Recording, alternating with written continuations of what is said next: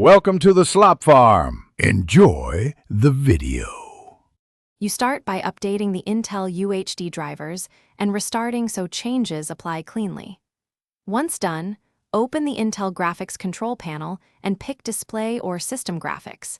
This is where you make baseline choices. Make sure to select the game profile or create one, set resolution and refresh rate to match your monitor, and switch the Windows Power Plan to High Performance. This reduces CPU/GPU throttling and gives your game consistent frame rates. Next, go into 3D settings and choose a rendering preference that suits the game. Lean performance for sports titles and quality for visuals.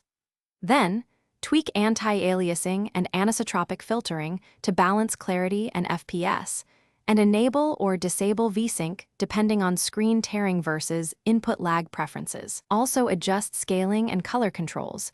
GPU scaling often fixes aspect ratio issues, so the game looks correct while keeping frame cost manageable. Finally, apply and save your profile with a clear name, then test using an in-game benchmark or a trusted third-party tool to verify performance.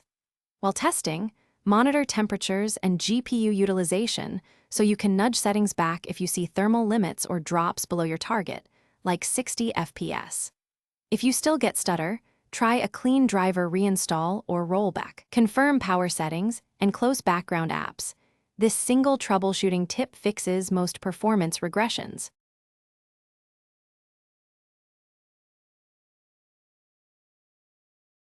Thanks for watching.